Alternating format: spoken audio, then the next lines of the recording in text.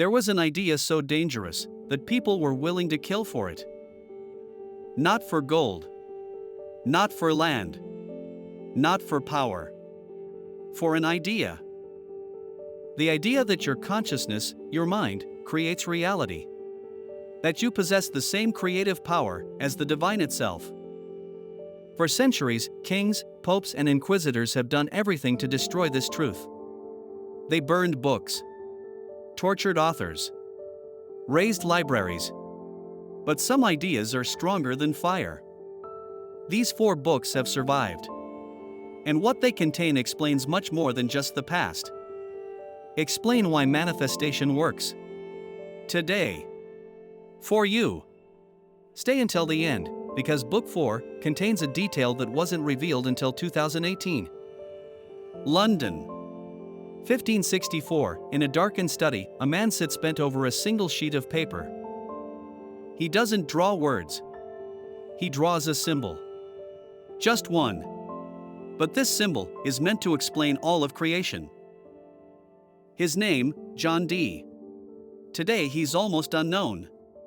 But in the 16th century, John Dee was one of the most powerful men in England. He was a mathematician, cartographer, and astronomer. He calculated the optimal sea routes for the British fleet. He personally advised Queen Elizabeth I. And it was something different. One thing history books are reluctant to talk about: John Dee was a mystic. A man who believed in the existence of a deeper order beyond the visible world. An order that could not only be understood, but also utilized. And he expressed this very belief in a single work, the Monas Hieroglyphica. What makes the Monas Hieroglyphica special is that it isn't a book in the conventional sense. It contains almost no continuous text. It contains a symbol. This single symbol unites in a single figure the sun, the moon, the 4 elements, and a cross, symbol of material existence. Dee's statement was radical. Everything that exists, every element, every force, every level of reality, is encoded in this single symbol. And whoever understands this, understands the very structure of creation. But it goes even further. Dee didn't describe this symbol as a decoration or a philosophical toy. He described it as a tool. A tool that allows the mind to align with the creative power of the universe. Read it again: the mind aligns with the creative power. Nearly 500 years ago, Dee described a mechanism now known as alignment, the conscious alignment of thoughts with a desired reality.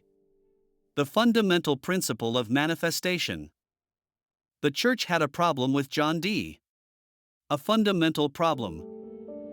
If a single symbol contains the structure of creation, and if every human being can use this symbol, then there is no need for a priest. No pope.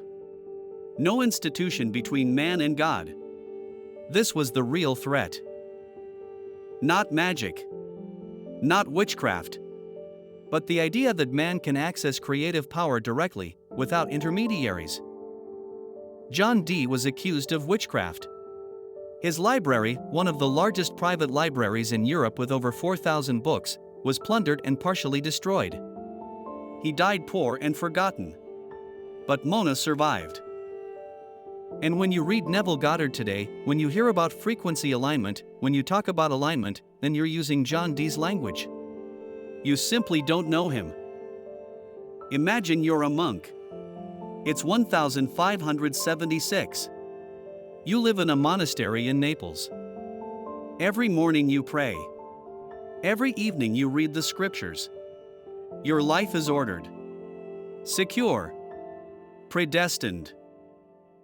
And then, you have a thought that changes everything. Giordano Bruno was no ordinary monk. He was a Dominican, educated in the most rigorous intellectual tradition of the Catholic Church. He had been taught to think sharply, to reason logically, to seek the truth. And that's exactly what he did. Until the truth he discovered became more dangerous than any previous heresy. At 28, Bruno fled the monastery. He traveled throughout Europe, Geneva, Paris, London, Frankfurt. He wrote. He debated. He provoked. And he formulated an idea that the world has not yet fully digested. Many believe that Giordano Bruno was burned at the stake because he claimed that the earth revolved around the sun. This is not true. This was Copernicus's idea. And the church certainly had problems with it. But Bruno went much, much further. Bruno said, the universe is infinite.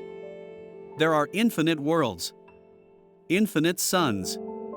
And in every point of this universe lives the same divine power. But here is the crucial sentence, the one that cost him his life. Bruno wrote, every individual consciousness is a center of infinite creation.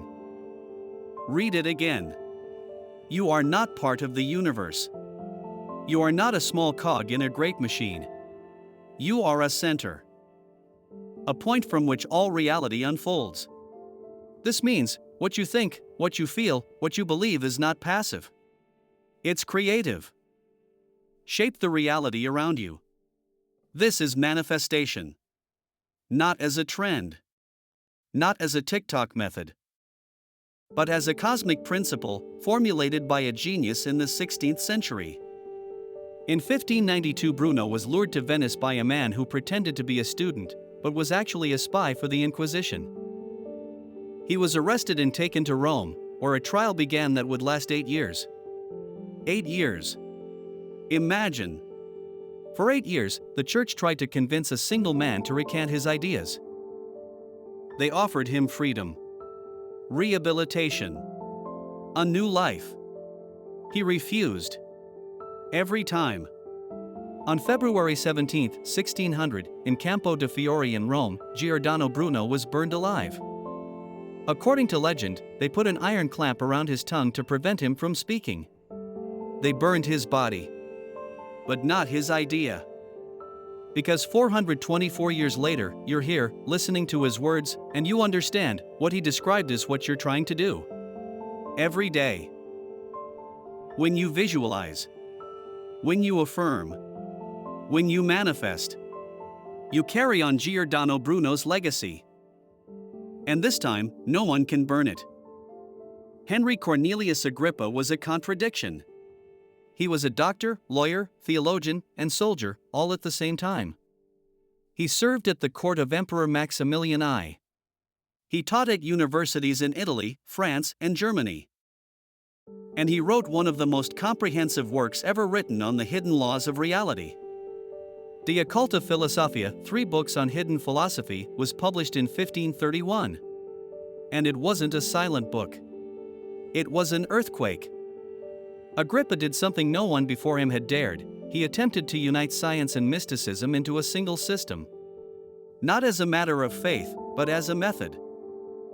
Agrippa's system is based on a revolutionary idea. Reality has 3 levels. The first level is the natural world, the world you see, touch, and measure. Physics, chemistry, matter. The second level is the celestial world, the world of cycles, cosmic rhythms, and the invisible forces that keep everything in motion. Gravity, electromagnetism, energy.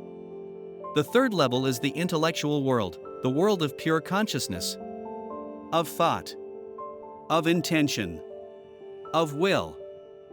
And here's Agrippa's twist: these 3 worlds are not separate. They are connected. And the connecting point is the human mind. Humanity is at the center of all 3 worlds. He is the only being who touches all 3 levels simultaneously. And therefore, and only therefore, man has the ability to influence the material world through consciousness. Agrippa wrote, thought is the prime mover. Before the body acts, the mind has already created.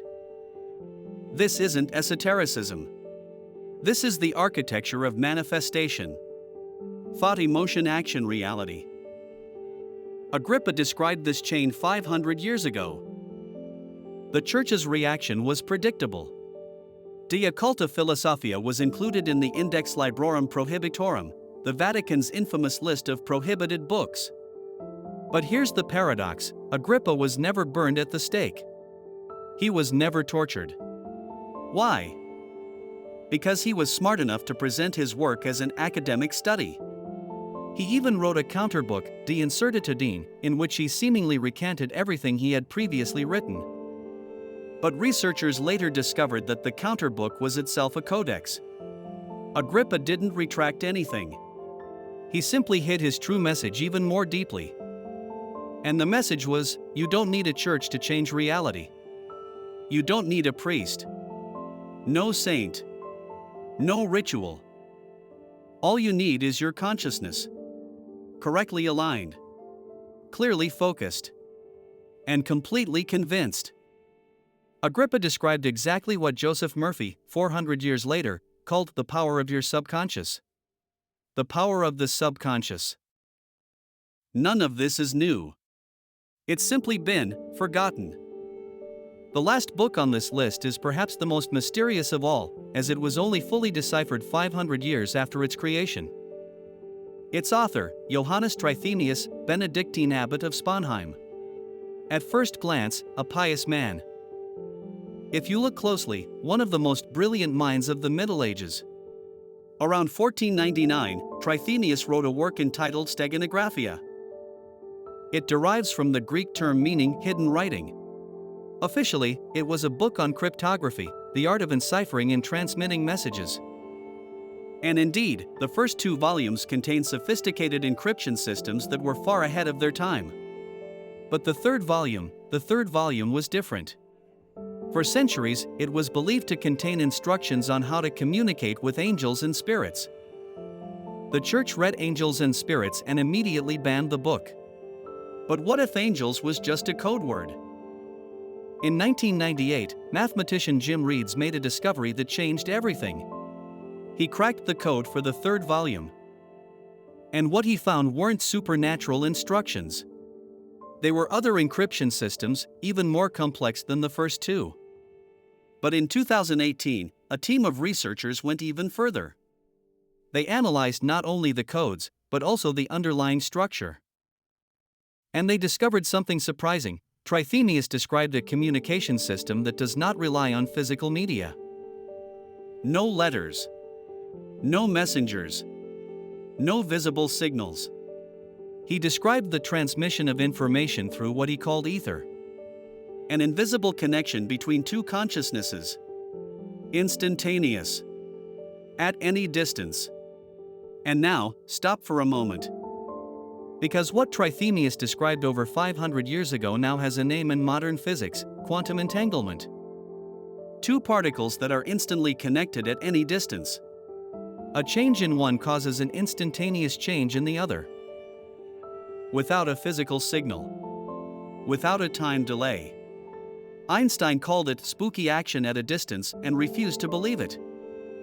Trithemius described it 400 years before Einstein and simply called it communication through the mind. And here we come full circle. When information, thoughts, intentions, consciousness is not tied to physical media. If it can be transmitted instantly over any distance, then manifestation is not wishful thinking. So it's physics. Your thoughts aren't trapped in your head. They're a signal. A frequency. And according to Trithemius, according to quantum physics, this signal reaches its destination instantaneously. Trithemius knew it. Without a laboratory. Without a particle accelerator. Without a Nobel Prize. Only through careful observation of conscience. And the church? The church banned his book. Because he understood what it truly meant. When each person can access reality directly through their own mind. So no one needs an institution that controls access. 4 books. 4 centuries. 4 brilliant minds. John Dee, who demonstrates that creation is encoded in a symbol that you can align yourself with. Giordano Bruno, who demonstrates that consciousness is the center from which reality unfolds. Agrippa, the one who reveals architecture, thought, emotion, matter. In that order. Always. Trithemius, it shows that your consciousness is not tied to your body. It's a signal that reaches everything. Instantly. All 4 reached the same conclusion, independently of one another. And all 4 were punished for it. Bandits. Impoverished. Burned. But their truth? It survived. Because the truth always survives. And now, you're here. You're hearing words that for centuries no one was allowed to speak. Receive the knowledge that people gave their lives for. The question is no longer whether the manifestation works or not. The question is, what will you do with this power? Which of these 4 books impressed you the most? Let us know in the comments. I've read them all. And if you're ready to dive deeper, then subscribe to this channel and activate the bell. Because we've only scratched the surface. The forbidden truths await you.